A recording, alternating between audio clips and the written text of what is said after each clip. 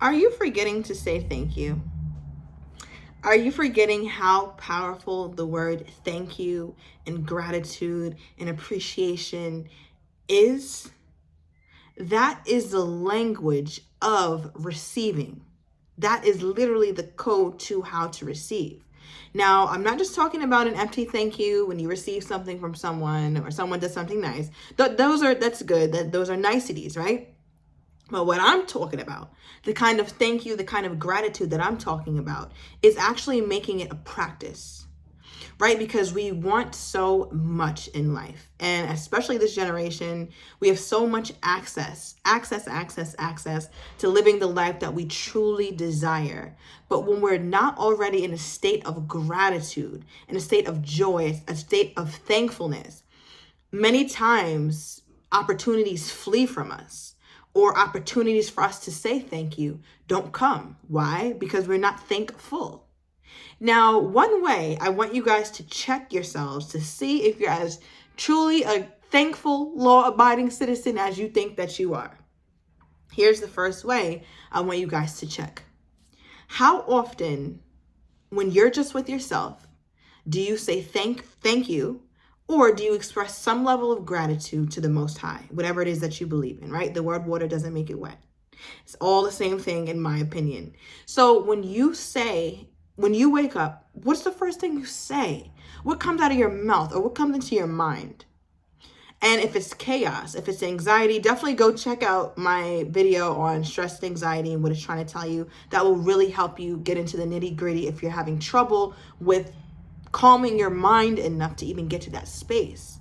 But that doesn't take away from the responsibility that we have to really look at our thoughts, take inventory of that moment. I'm talking about when we first rise, when we first wake up, and ask ourselves, what predominantly is my mind like? Is it in an anxious state? Is it in a depressed state? Is it in a joyous state? Is it in a state of expectancy of wonderful thing? Or is it doom and gloom, and are we waiting for the other shoe to drop? So as good of a person you are, right? It's not saying that you're a good or a bad person, but you have to check yourself in these moments, because we're constantly communicating, we are literally in constant communication with the world, with the universe.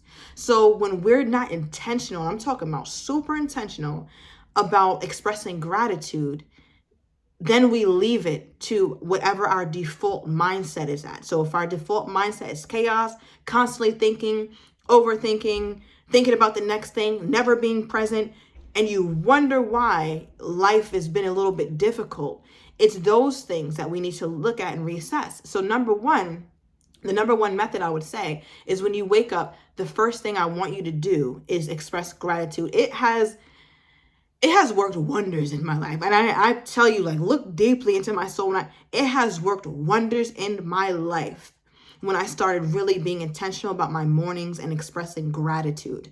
I could be in a state of upset. All type of things could have happened.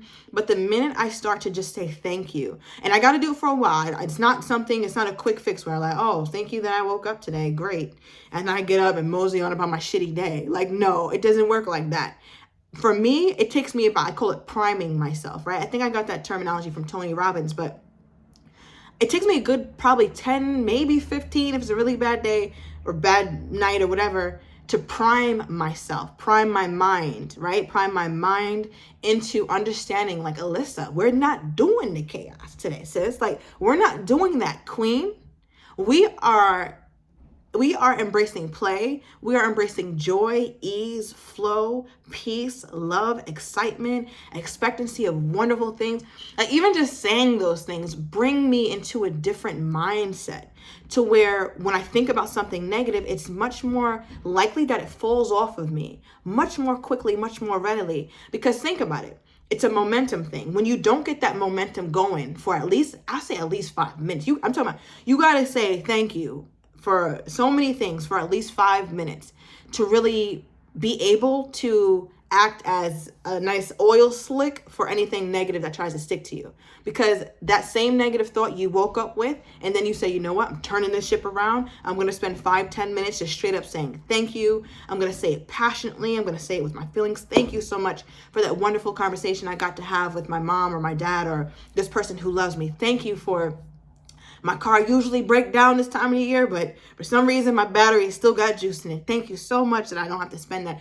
Thank you for the fact that you gave me the strength to clean my dishes and clean my house yesterday. I'm so grateful to wake up and clean home. I'm talking about you have to get like that with it, because what that does, it signals to your body that you're in a state of gratitude. And gratitude begets more gratitude. Anger, depression, anxiety begets more anger, depression, and anxiety. So whatever momentum you have set, especially in the earlier parts of your day, is likely to linger and wait around that corner for you. So, and be mindful, when you start doing this, you're going to notice the differences. And if when you start, I really want you to come back to this channel and let me know how it went. How did it go? Your first 10-minute gratitude session. Now, me, I like to speak out loud, like actually be vocal with it.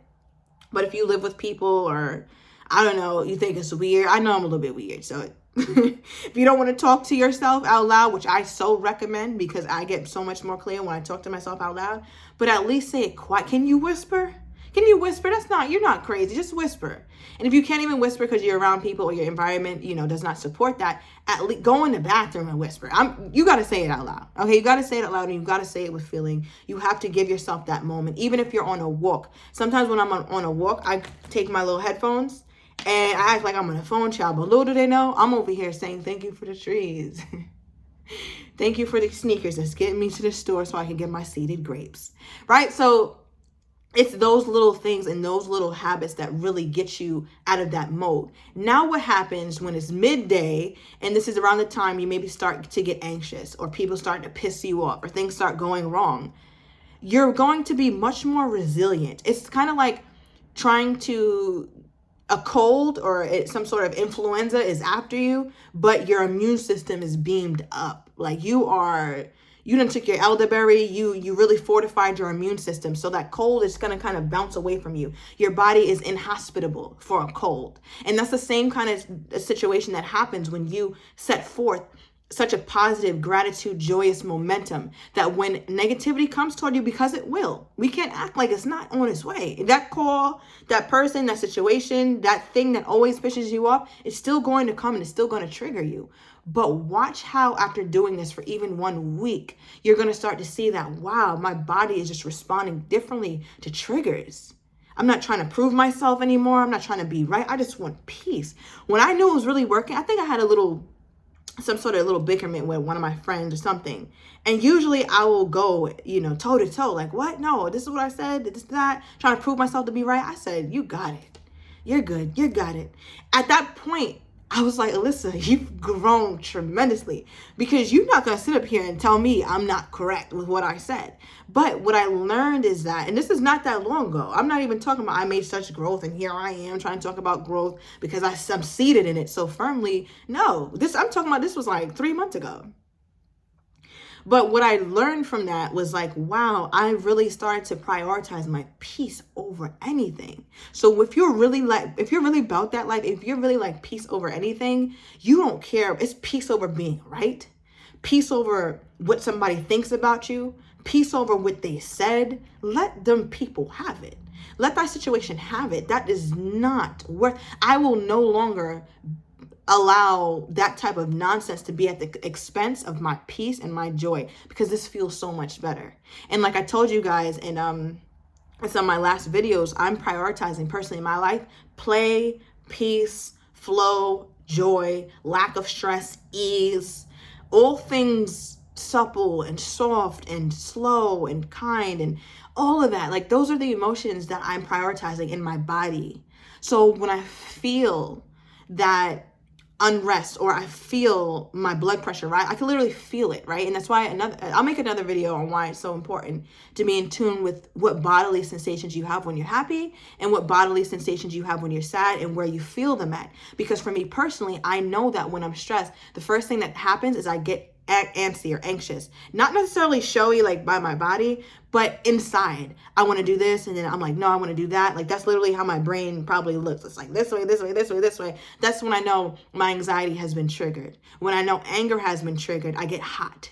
I feel something rising, and I feel something here, almost like an arrest right here, right? Something feels tight, not tight. I don't think it's a tightness, but it's a unease. I feel uneasy, unsettled, and I'm very acquainted with how my body feels when it's at ease, though. It's a lightness and just like a flow. It's like I can breathe. I can't explain it well, and I'll get better at that because I really want you guys to be able to identify it in you. So I have to really be able to identify it in me because you are me and I am you. We're so similar. We're so much more similar than we are not.